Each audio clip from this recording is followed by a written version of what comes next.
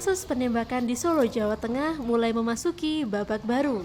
Motif penembakan tersebut dipicu penjualan aset yang terjadi tahun 2008 silam. Antara korban dengan tersangka masih ada hubungan saudara. Inilah tersangka Lukas Jayadi, 72 tahun, tersangka penembakan yang sempat menghebohkan Solo, Jawa Tengah beberapa hari lalu. Tersangka ditangkap ketika hendak kabur, dan dari pengembangan kasus, polisi berhasil menyita sejumlah barang bukti. Di antaranya 2 senjata api laras pendek, senjata api laras panjang, 2 airsoft gun, 1 senapan berburu, sejumlah peluru, dan baju tersangka. Kecuali senjata api laras pendek, semua barang bukti didapat dari penggeledahan di rumah tersangka.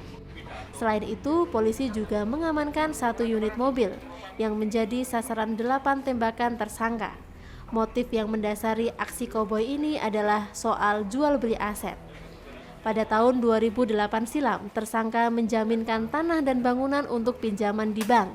Karena tidak bisa melunasi, maka aset-aset tersebut dilelang sebesar 10 miliar rupiah.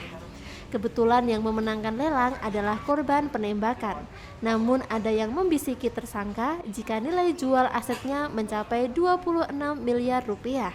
Tersangka menganggap ini merupakan hutang yang harus dilunasi oleh korban. Tersangka masih menjalani pemeriksaan dan menunggu kondisi saksi korban stabil. Polisi menjerat tersangka dengan pasal 340 Junto 53 KUHP tentang percobaan pembunuhan. Ancaman hukumannya kurungan penjara selama 20 tahun atau seumur hidup.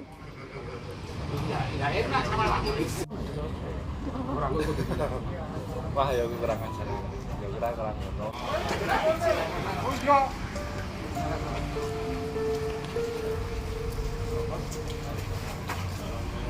Ini, tapi saat ini sudah dikirim ke laboratorium forensik Polres Jateng, jenis senpi juga, dan saat ini sedang dikirimkan ke senpi panjang, laras panjang ini, senapan kaliber 22, merek SNW. Dari hasil penyidikan yang dilakukan oleh tim penyidik Satreskrim Polresta Surakarta, didapatkan motivasi penembakan yang dilakukan oleh tersangka LD, yaitu sekira pada tahun 2008,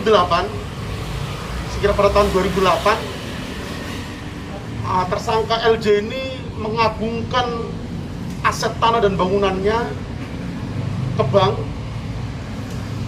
dan kemudian karena tidak bisa membayar kewajiban angsuran ke bank, kemudian oleh bank dilakukan lelang. Lelang pada saat itu kemudian dimenangkan oleh saksi korban inisial I senilai 10 M. Selanjutnya tersangka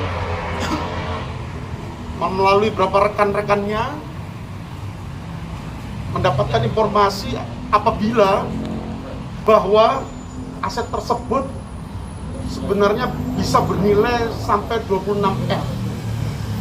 Inilah yang kemudian diklaim oleh tersangka sebagai hutang yang harus dibayar oleh korban terhadap tersangka.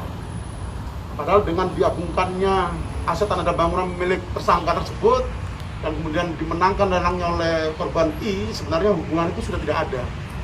Tapi kemudian tersangka mendapatkan informasi bahwa aset itu sebenarnya nilai 26 M, maka kemudian tersangka mengklaim korban sebenarnya masih harus membayar sisa penjualan aset itu sebenarnya 16 M kepada tersangka LJ. Seperti itu. Kemarin diajak ke rumah itu apa? Jadi seperti yang saya sampaikan di awal, jadi pasca kita dalami keterangan daripada tersangka maupun saksi-saksi yang ada, kita mengidentifikasi bahwa masih ada 1 buah senpi lagi yang dimiliki oleh tersangka, dan kemudian kita bawa tersangka ke rumahnya di Jebres. dan dilakukan penggeledahan dan ditemukan kembali satu buah senpi laras panjang jenis senapan Walther, berikut 3 kotak amunisi yang tadi saya sebutkan, dan 1 magazin kosong.